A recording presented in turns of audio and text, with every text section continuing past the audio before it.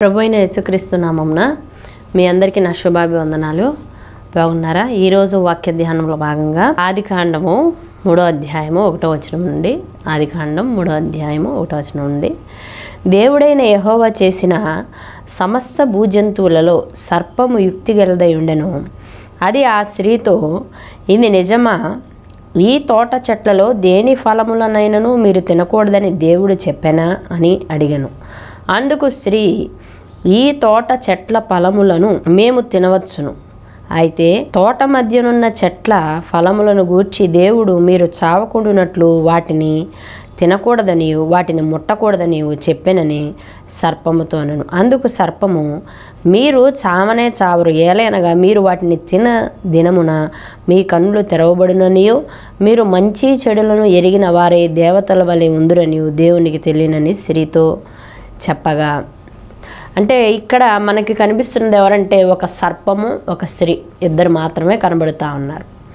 ఆ స్త్రీ ఎవరంటే గనక దేవుడు సృష్టించినటువంటి అమ్మగారు ఆ స్త్రీతో సంభాషణ చేస్తూ ఉంది. ఏంటంటే దేవుడు మిమ్మల్ని ఏదన్నా తినొద్దని అన్నాడా అని అడిగితే ఉంటే, అవును, దేవుడు మమ్మల్ని ఆ యొక్క తోట మధ్యలో ఉన్నటువంటి చెట్ల ఫలాలను తినొద్దని చెప్పాడు. తింటే అంట మేము చనిపోతామంట. మీరు చనిపోరు కదా, మీరు చక్కగా దేవతల స్వరూపాల్లో మంచిగా వెలుగుతో తేజస్సుతో నిండిపోతారు. అది అసలు దేవుడు చెప్పింది అబద్ధం అని చెప్తా ఉంది. ఇక్కడ మొట్టమొదటిగా చూసినటువంటి వచనం ఏంటి? దేవుడైన యెహోవా చేసిన సమస్త భూజంతువులలో. అంటే మనకి ఇక్కడ స్పష్టంగా అర్థమవుతుంది, సమస్త భూజంతువులు కలగడానికి కారణం ఎవరంటే దేవుడే. హల్లెలూయా. ఆ మాట అక్కడ మనకు స్పష్టంగా అర్థమవుతుంది. కోతి నుండి మనిషి వచ్చాడు, లేకపోతే కనుక ఈ యొక్క విస్ఫోటనం అనేది జరిగింది. ఆ విస్ఫోటనాన్ని బట్టి, బిగ్ బ్యాంగ్ థియరీని బట్టి భూమి ఏర్పడింది, సూర్యుడు ఏర్పడారు, లేకపోతే ఇంకా ఏయో రకరకాల థియరీలు కాదండి.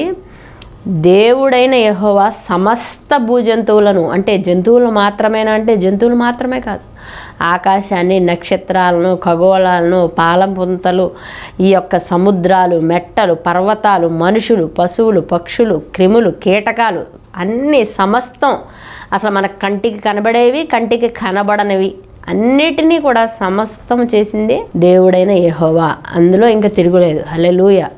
ఇక్కడ స్పష్టంగా రాసుంది. చెట్టుని ఎవరు చేశారు, ఆ పుట్టను ఎవరు చేశారు, లేకపోతే దీన్ని ఎవరు చేశారు, దీన్ని ఇంకొకరు చేశారు, దాన్ని ఇంకొకరు చేశారు, లేదు. ఇక భూమి మీద కనబడుతున్న ప్రతి వస్తువు కూడా వచ్చింది దేవుని వల్లే. అదేంటండి మరి? ఆ యొక్క టెలిఫోన్ కనిపెట్టింది గ్రహం బెల్ కదా, లేకపోతే ట్రైన్ కనిపెట్టింది పలానా వ్యక్తి కదా, ఈ పెన్నును కనిపెట్టింది అంటే అలా కనిపెట్టడానికి ఆ మనిషికి జ్ఞానం ఇచ్చింది కూడా దేవుడే. అది మాత్రం మీరు జ్ఞాపకం పెట్టుకోనండి. హల్లెలూయా. ఆ మనిషికి కనుక ఆ జ్ఞానం ఇవ్వకపోయి ఉంటే మనిషి కనిపెట్టలేడు. ఇప్పుడు కనిపెడతా ఉన్నటువంటి వస్తువులు, భవిష్యత్తులో కనిపెట్టబోయేటటువంటి వస్తువులైనా, ఏ వస్తువులైనా సృష్టించటానికి ఆ మనిషికి ఆ మెదడులో ఆ ఆలోచన రావటానికి కారణము భగవంతుడే. అది నేను చెప్తా, కనిపెట్టిన వాళ్ళు వాళ్ళ సాక్ష్యాల్లోనే మనం వింటూ ఉంటాం. దేవుడు నాకు ఈ ఆలోచన ఇచ్చాడండి, బైబిల్లో చదివి నేను ఇది గ్రహించి నేను తెలుసుకున్నానండి. మత్తు మందు కనిపెట్టినటువంటి వైద్యుడు కూడా చెప్పిన మాట ఏంటంటే, ఆదాముకు గాఢ నిద్ర కలగజేసి పక్కటెముకను తీసి అన్నప్పుడు, గాఢ నిద్ర అనేది మనం కలగజేస్తే మనం చేయొచ్చు అనమాట. ఈ గాఢ నిద్ర అనేది ఎలా వస్తుంది అని ఆలోచనలో పుట్టిందే ఈ మత్తు మందు అనేది. ఇదివరకు కాలంలో మత్తు మందులు లేవు. ఏదో పసర పోసి, లేకపోతే ఏదో నూనెలు రాసో, ఏదో చేసో ఇలాగా మనిషిని చక్కగా కోసేసేవాళ్ళు. ఆ బాధ భరించలేక చచ్చిపోయేవాళ్ళు చాలామంది. లోపలేదో పుండుందనో, లోపలేదో కణితుందనో, లోపలేదో సమస్య ఉందనో అది కోసి తీసి, ఆ సమస్యను తీసి దాన్ని నయం చేయడానికి ఈ యొక్క లోపల కడితేమో బాధేమో కానీ ముందు ఆ పసర్ల యొక్క మత్తు కాస్తో కోస్తూ ఉంటుంది. ఆ బాధ అంతా వాళ్ళే భరించాలి. అలా ఆ కత్తి ఘాట్లకి, ఆ రక్తస్రావానికే చచ్చిపోవాలి చాలామంది.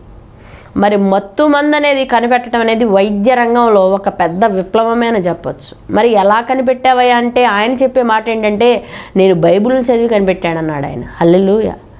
కాబట్టి నా ప్రియులారా, బైబిల్ని చదివి చాలా కనిపెట్టినటువంటి శాస్త్రవేత్తలు అందరూ కూడా చెప్పే మాట ఏంటంటే, మేము బైబిల్ చదవగా దేవుడిచ్చిన జ్ఞానాన్ని బట్టే కనిపెట్టామని చెప్తూ ఉంటారు.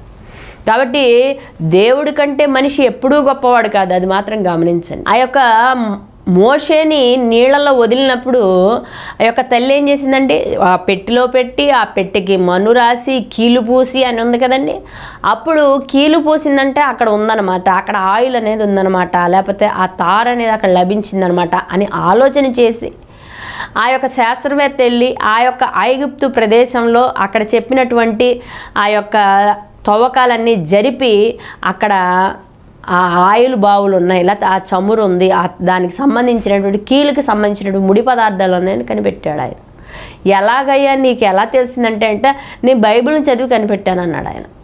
శబ్ద తరంగాలు మనకి ఇంతవరకు రేడియో వచ్చేది కదండి, రేడియోకి మరి తరంగాలు వచ్చాయి కదా, మరి ఎక్కడో స్టేషన్లో మాట్లాడుతున్న మాటలు మనం ఇక్కడ రేడియోలో వినేవాళ్ళం. ఆ యొక్క శబ్ద తరంగాలు అక్కడి నుంచి ఇక్కడ వరకు ఎలా వస్తాయి అంటే గనక యోబు గ్రంథం చదివి నేను కనిపెట్టాను అన్నాడు ఆయన. కాబట్టి బైబిల్ని చదివి కనిపెట్టినటువంటి వాళ్ళు ఎంతోమంది ఉన్నారు. దేవుడిచ్చిన జ్ఞానాన్ని బట్టి నేను ఇది కనిపెట్టానని చెప్పిన వాళ్ళు ఉన్నారు. ఎంతోమంది వాళ్ళు చెప్పినటువంటి విధానం ఉన్నది, దీని ఆసక్తిని ఆబలం కాదండి, దేవుడిచ్చింది అని చెప్పిన వాళ్ళు. కాబట్టి మనిషి ఏ విధానా కూడా దేవుని కంటే గొప్పవాడు కాడు. ప్రతిదీ సృష్టించింది దేవుడే. మనిషి సృష్టిస్తున్నాడంటే ఆ మనిషికి జ్ఞానం ఇచ్చింది కూడా దేవుడే. హల్లెలూయా. జ్ఞానం అనేది దేవుడు ఇవ్వకపోతే ఎవరు ఏది చేయలేరు. సృష్టించడం మాట అటు నుంచి, కానీ ఒక అడుగు కూడా పక్కకి వేయాలంటే దేవుని కృప ఉండాల్సిందే, దేవుని దయ ఉండాల్సిందే అనమాట. ఇక్కడ దేవుడైన యెహోవా చేసిన సమస్త భూజంతువులు అంటే ఇప్పుడు సమస్త భూజంతువులను తయారు చేసింది ఎవరంటే దేవుడే. మనుషులేంటి అన్ని రకాలిహ అది ఇది ఏదీ లేదు, అసలు ఏది మొత్తం మనకు కంటికి కనబడనివి కూడా అన్నిటినీ చేసింది ఆయనే. దేని కొరకంటే మన కొరకే చేశాడు ఆయన. నా బిడ్డలు సుఖంగా ఉండాలి, సౌఖ్యంగా ఉండాలి, సంతోషంగా బ్రతకాలి, అన్నిటినీ వినియోగించుకోవాలి, తెలివితో జ్ఞానంతో ముందుకెళ్ళాలని మన గురించి ఆయన చేసి పెట్టాడనమాట. అయితే ఇప్పుడు ఆ చేసినటువంటి జంతువులను బట్టి ఆయన అక్కడ రాయించిన మాట ఏంటంటే సర్పము యుక్తి గలదై ఉందంట. అంటే పాము ఒక చీకటి శక్తికి సాదృశ్యంగా, సాతానికి సాదృశ్యంగా మనకు అక్కడ కనబడతా ఉంది. అది పాము అంటే యుక్తి గలదై ఉందంటే తెలివితో, జిత్తులు మారితనంతో, ఏదైనా అంటే దేవునికి వ్యతిరేకమైన విషయాలు చేయాలనేటటువంటి కుతూహలంతో ఉన్నటువంటి అక్కడ రాసినటువంటి విషయాన్ని మనం చదువుతా ఉన్నాం. యుక్తి కలిగిందంట. అయితే దేవుడు నీకు యుక్తినిచ్చాడు, జ్ఞానం ఇచ్చాడు. అయితే దాన్ని నువ్వు దేనికి వాడుతున్నావు? మంచి విషయాలకు వాడుతున్నావా, చెడ్డ విషయాలకు వాడుతున్నావా? అది బాగా జ్ఞాపకం పెట్టుకోనండి. ఒకరోజు నా భర్త గారు ట్రైన్లో ప్రయాణం చేస్తూ ఉన్నారు. ప్రయాణం చేస్తూ ఉంటే ఆయన రాత్రిపూట ప్రయాణం చేస్తూ ఉన్నప్పుడు ఒక సహోదరుడు ఒక నల్ల గొంగలు వేసుకుని వచ్చి పక్కన కూర్చున్నారంట. కూర్చుని మాట కలిపితే అలాగే నల్లగొంగళ్ళు వేసుకుని కూర్చుని అక్కడొకళ్ళు కూర్చుని ఉన్నారు. ఆ మాట కలపగా ఆయనకు అర్థమైంది ఏంటంటే ఆ కూర్చున్న వ్యక్తి మామూలు వ్యక్తి కాదు, ఆయన ఒక నక్సలైట్ అని అర్థమైంది ఆయనకి. అంటే అన్నలు అని పిలుస్తారంట వాళ్ళని, అన్నలు అక్కలు తప్ప ఇంకా వేరే పదం ఉండదు వాళ్ళకి.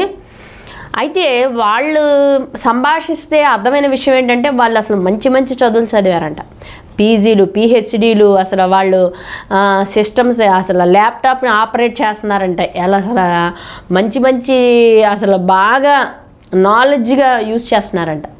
అంటే వాళ్ళు టెక్నాలజీని బాగా వాడుతున్నారంట, సిస్టమ్ని ఆపరేట్ చేయడం, అంటే ఇక్కడి నుంచి అక్కడికి మెసేజెస్ పంపటం, మళ్ళీ ఇంగ్లీష్లో చక్కగా ఆ యొక్క వొకాబులరీ కానీ అసలు చాలా బాగుందంట.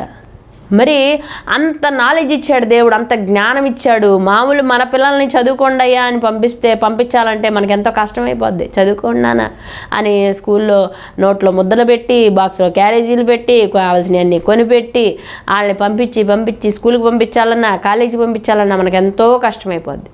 కానీ భగవంతుడు వాళ్ళకి అంత జ్ఞానం ఇచ్చాడు. వాళ్ళు మాట్లాడే తీరు, ప్రొనౌన్సియేషను, వాళ్ళ ఇంగ్లీష్ లాంగ్వేజ్, వాళ్ళు యూజ్ చేసే విధానం, వాళ్ళ టెక్నాలజీ అంతా కూడా చాలా స్కిల్స్ ఉన్నాయంట వాళ్ళు.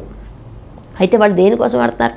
అన్నలు అక్కలుగా ఎవరికి కనపడకుండా ఉండటం కోసము గొంగళ్ళు ధరించుకొని రాత్రిపూట్లో వచ్చి అలాగే ఏదో ప్రయాణపు విధానంలో ఈ యొక్క నా భర్త గారికి వాళ్ళు ఆ సమయంలో పరిచయం అయ్యారంట. ఆయన నాతో చెప్పినప్పుడు అనిపించింది, అంటే వాళ్ళు దేని కొరకు వాడుతున్నారు? మరి సమాజానికి దూరంగా అట్లా ఎవరికి కనిపించకుండా వేరే విధానంలో. అంటే నేను అందరూ చెడ్డవాళ్ళు అంటలేదు, వాళ్ళలో కూడా మంచి వాళ్ళు ఉన్నారు, వాళ్ళలో కూడా చెడ్డవాళ్ళు ఉన్నారు. వాళ్ళల్లో కూడా స్వలాభం కోసం ఆశించకుండా సమాజం అంతటికి ఏదైతే భారభరితంగా ఉందో, సమాజాన్ని ఎవరైతే పట్టి పీడిస్తున్నారో అలాంటి వాళ్ళని వాళ్ళు టార్గెట్ చేసేవాళ్ళు ఉంటారు. స్వలాభం కోసము, వాళ్ళ సొంత విషయాల కోసము కూడా ఆ పనులు చేసేవాళ్ళు ఉంటారు. అయితే నేను చెప్పేది ఏంటి ప్రియులరా, మనకి దేవుడిచ్చిన జ్ఞానాన్ని దేని కొరకు వాడుతూ ఉన్నాం. దేవుడిచ్చిన జ్ఞానంతో కొంతమంది భార్యలను టార్చర్ పెడతా ఉంటారు. దేవుడిచ్చిన జ్ఞానాన్ని ఉపయోగించుకుని భర్తలను టార్చర్ పెట్టేవాళ్ళు ఉంటారు. అట్లా దేవుడిచ్చిన జ్ఞానంతో నువ్వు వాళ్ళని టార్చర్ పెడతాం, లేకపోతే సంఘ విద్రోహ పనులు చేయటం, లేకపోతే వేరే వాళ్ళకి హాని కలిగించేలా చేయటం, ఇవన్నీ చేయడం కాదు. దేవుడిచ్చిన జ్ఞానంతో 10 మందికి మంచిగా ఉపయోగపడే పనులు నువ్వు చేయాలి. హల్లెలూయా. అయితే నీ జ్ఞానం ఇచ్చిన దేవుడిని నువ్వు ఏ విధంగా కనపరుస్తున్నావు, నీ ద్వారా, నీ జ్ఞానం ద్వారా దేవుడు ఏ విధంగా మహిమ పొందుతున్నాడు అనేటటువంటి విషయం నీకు తెలియాలి. ఒక భర్త ఆయనకి ఉన్నటువంటి జ్ఞానంతో రహస్యంగా సీసీ కెమెరాలు పెట్టాడంట ఇంట్లో.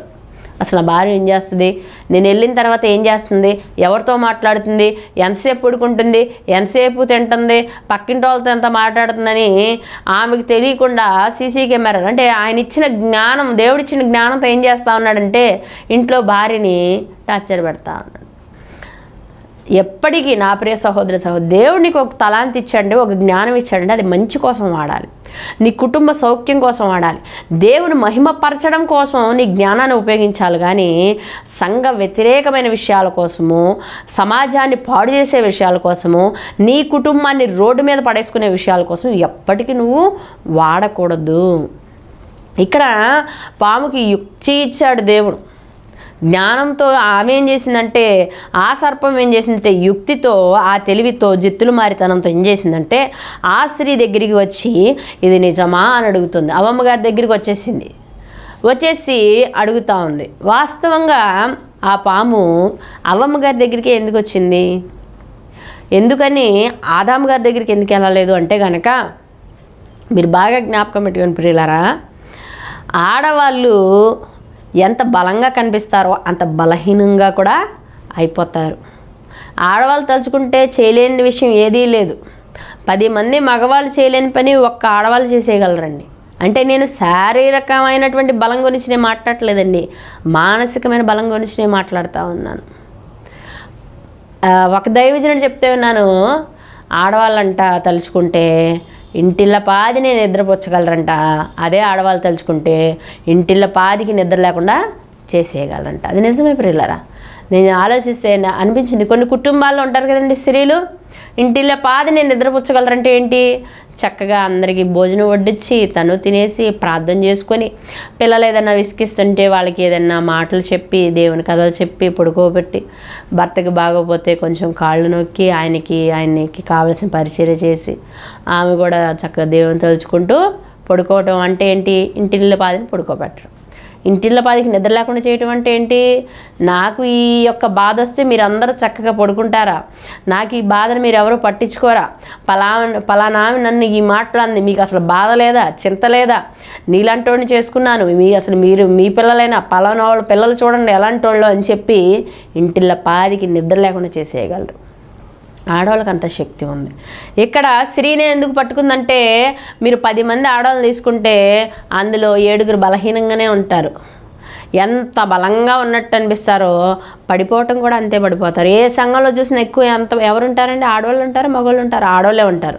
అయితే ఏదైనా ఒక రూమర్ వస్తే గనక, ఏదైనా ఒక ఇబ్బంది వస్తే గనక టప వెనక్కి అడుగేసేది మాత్రం ఆడవాళ్ళే. మగవాళ్ళు మాత్రం తొందరగా రారు, తొందరగా వెనక్కి వెళ్ళిపోరు అనమాట.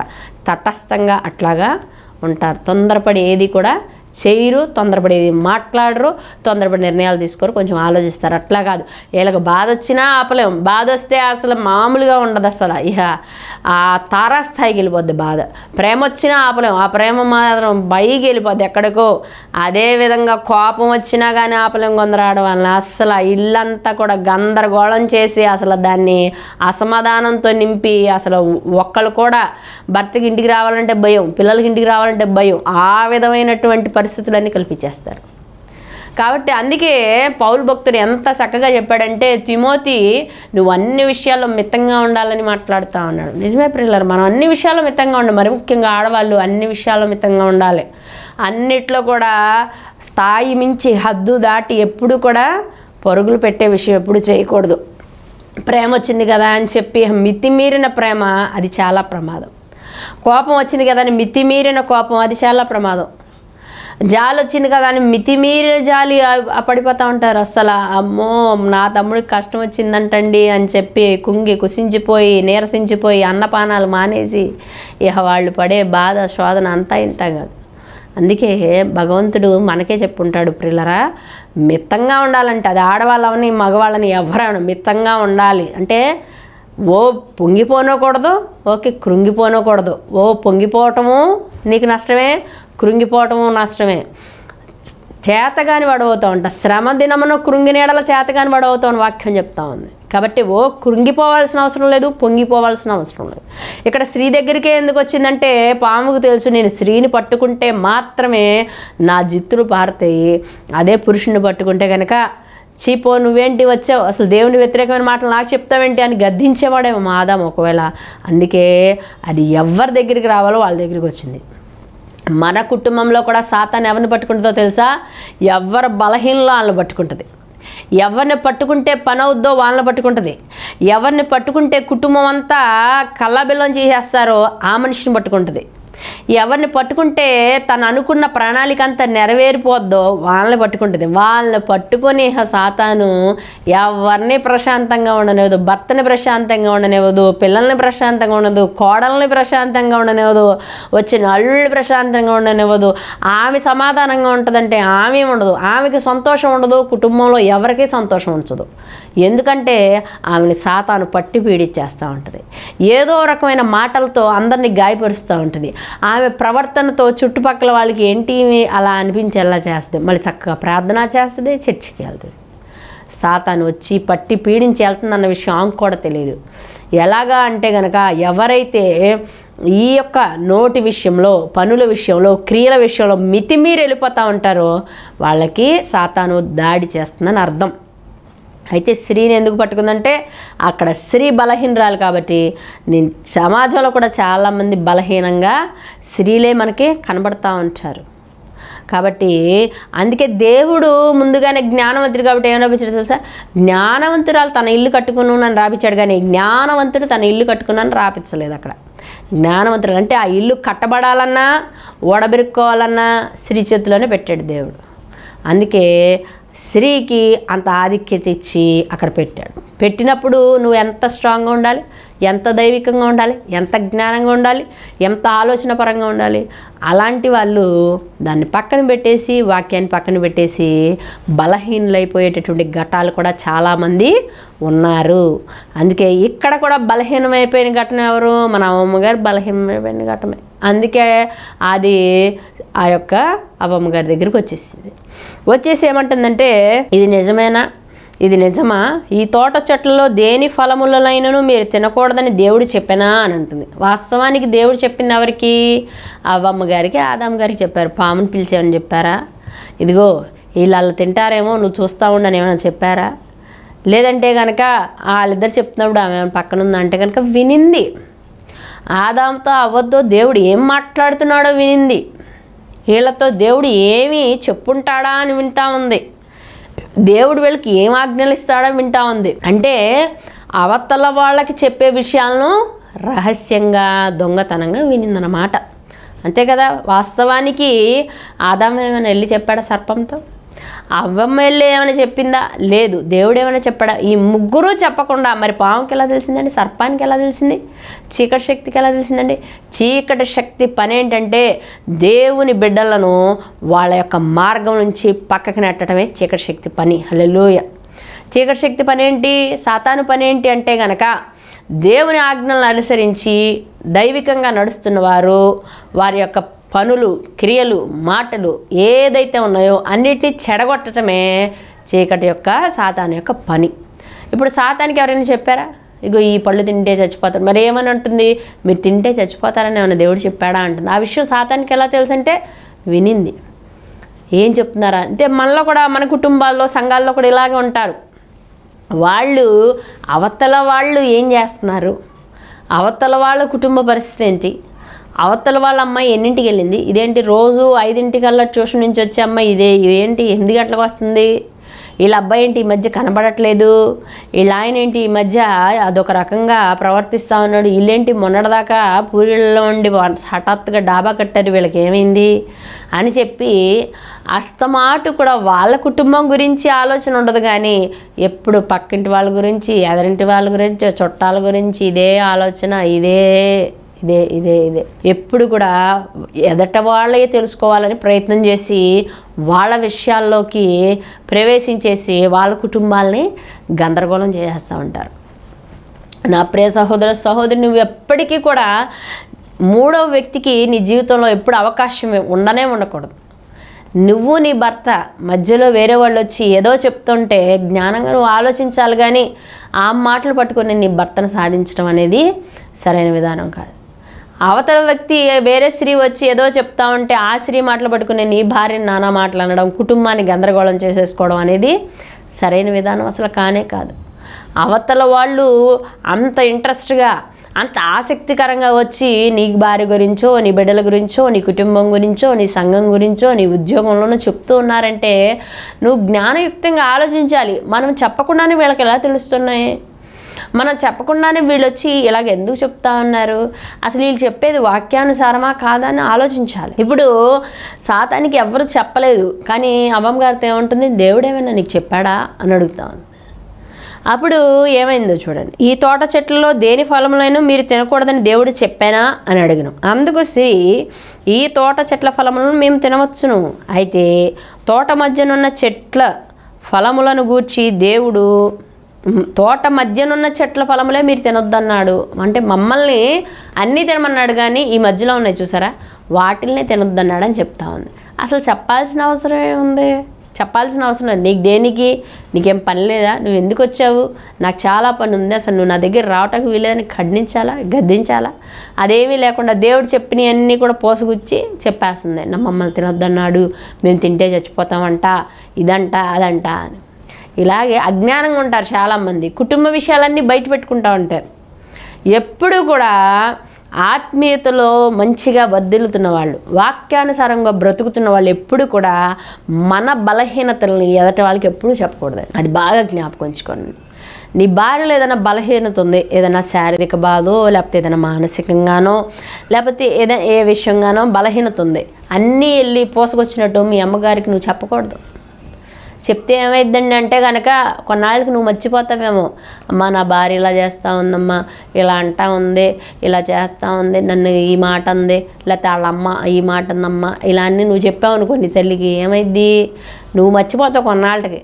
ఎందుకని ఆమె మారటాన్ని బట్టో వాక్యాన్ని బట్టో ఏదో కాలం గడిచిపోతూ ఉంటుంది, నువ్వు మర్చిపోతావు అయిపోద్ది. కానీ మీ తల్లి గారు మర్చిపోరు, పొరపాటున మర్చిపోవటం వల్ల ఏమైద్దంటే కనుక ఏదో విధంగా ఏమిని అంట మొదలు పెడతారు. నువ్వు పలానా రోజు మా అబ్బాయిని ఇలా అన్నావంట కదా, అలా అన్నావంట కదా, అలా చేసావంట కదా అని చెప్పి ఆమె అక్కడితో ఆగదు. అవి ఈ కుటుంబాల్లో మాత్రమే కాదు, చుట్టాల్లో అందరికీ చెప్పేస్తుంది, బంధువులు అందరికీ వార్త చేరేస్తుంది, సంఘంలో అందరికీ ప్రచారం అయిపోద్ది. ఎవరో ఒకళ్ళు వచ్చి చెవును పడేస్తారు, నువ్వు ఇలా చేసావంట కదమ్మా, ఇలా అన్నావంట కదని. ఆడవాళ్ళు ఏది పోయినా తట్టుకుంటారు, కానీ పరువు పోయిందంటే అసలు సహించలేరు. నగలు కొనిపోయినా ఊరుకుంటారేమో, బట్టలు కొనిపోయినా ఊరుకుంటారేమో, కానీ నా పరువు నా భర్త అంతా తీసేస్తున్నాడని అర్థమైతే మాత్రం ఆ భర్తకి ఆ రోజు నుండి నిద్ర అనేది ఉండదు. కాబట్టి నా ప్రియ సహోదర సహోదరి, ఎప్పుడు కూడా నీ భార్య బలహీనతలను నువ్వు నీ తల్లితో కూడా చెప్పకూడదు, నీ తండ్రితో కూడా చెప్పకూడదు, నీ ప్రాణ స్నేహితులు అనుకున్న వాళ్ళతో కూడా చెప్పకూడదు. అదేవిధంగా భార్య కూడా భర్త బలహీనతల్ని ఎప్పుడూ ఎవరికి కూడా చెప్పకూడదు. పొరపాటున నీ తల్లితో, నీ కన్న తల్లి కదా, నా కన్న తల్లి కదా, కడుపును పెట్టుకుంటుంది కదా అని చెప్పి, అమ్మ నా భర్త ఇలా చేస్తున్నాడు, ఇలా అన్నాడు, మా అత్తగారు ఇలా చేస్తుందమ్మా, ఈ మాట అనింది, నా ఆడపడుచు ఇలా ఉంది అని నువ్వు చెప్పావే అనుకో, అప్పుడు చెప్పినా నువ్వు మర్చిపోతావు. కానీ మీ అమ్మగారు పొరపాటున మర్చిపోకుండా ఆమె కూడా ఇలాగే అంతా చేరేసి అన్ని చోట్ల కూడా చెప్పేసి గనక నీ భర్త గారు కనుక మీ ఇంటికి వస్తే ఆయనకి గౌరవం ఉండదు కాదుగా, కనీసం మంచినీళ్ళు కూడా ఉండవు.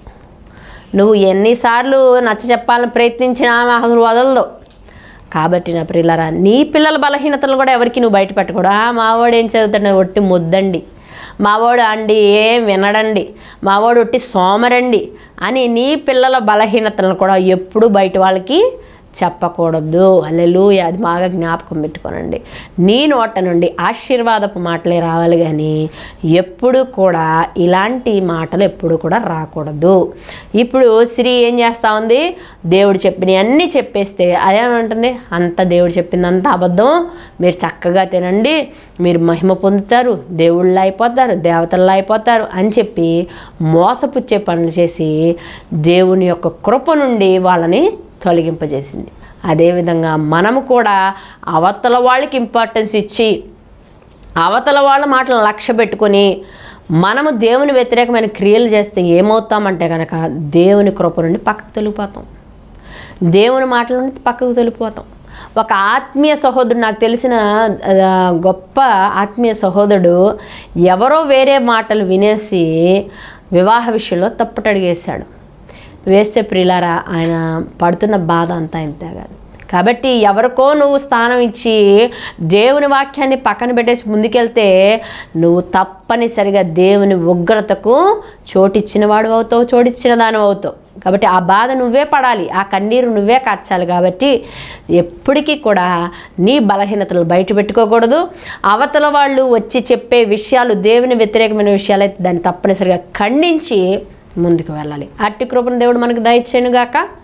కళ్ళు మూసుకొని చిన్న ప్రార్థన చేసుకుందాం. పరిశుద్ధుడ, ప్రేమగల తండ్రి, నాయన కృపా మేడానికి వందనాలు, స్తుతులు, స్తోత్రాలు చెల్లించుకుంటున్నాం. గొప్ప దేవుడవు, బలమైన దేవుడవు, అద్భుతకరుడవు నాయన. తండ్రి సహాయం దయచేయండి నాయన. మరి అవ్వమ్మ గారి ద్వారా ఈ యొక్క తండ్రి కొన్ని విషయాలను ప్రభు మీరు మాతో మాట్లాడినందుకైనా నాయన నీకు వందనాలు, స్తుతులు, స్తోత్రాలు ప్రభు. తండ్రి పరిశుద్ధాత్మదేవ నాయన, నిజమే ప్రభు తండ్రి, ఆడవాళ్ళగా బలహీనులుగా ఉన్నటువంటి ప్రతి స్త్రీని మీరు బలపరచమని అడుగుచున్నాం తండ్రి. స్తోత్రాలు. ఏ చీకటి శక్తి కూడా ప్రభు నా తండ్రి క్రీస్తు సంబంధిత బిడ్డలపై ప్రభు ఎట్టి అధికారం లేకుండా నాయన వారిని బలముతో నింపండి. శారీరక బలంతో, మానసిక బలంతో, ఆత్మీయ బలంతో మీరు నింపమని అడుగుచున్నాం తండ్రి. స్తోత్రాలు. తండ్రి కృప అనుగ్రహించండి.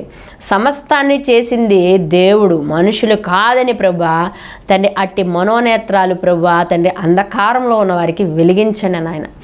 ఈ సృష్టి అంతా దేవుడి నోటి మాటతో వచ్చిందని, దేవుని యొక్క బలమేమిటో ప్రభా తండ్రి అజ్ఞానంతో ఉన్న వారికి గ్రహించగలుగుటకు నాయన సహాయము దయచేయండి. దేవుడు లేనిదే ఏదీ లేదు, దేవుడు లేనిదే సమస్తము శూన్యమని ప్రభా అయా గ్రహించగలిగిన జ్ఞానం ఇవ్వడి ప్రభా. స్తోత్రాలు. దేవుడుంటే మాకు చూపించండి అని అజ్ఞానంగా మాట్లాడుతున్న వారి మనోనేత్రాలను తెరవండి ప్రభా. మిమ్మల్ని చూసేంత తండ్రి అంటే అర్హత మాకు లేదు నాయన. తండ్రి నాయన అజ్ఞానంగా, అయోగ్యంగా ప్రభా తండ్రి వ్యర్థంగా మాట్లాడుచున్న వారిని ప్రభా మీ వెలుగుతో దర్శించి ఏసే నిజమైన దేవుడని ప్రభా వారు పలకగలుగుటకు నాయన సహాయం దయచేయండి.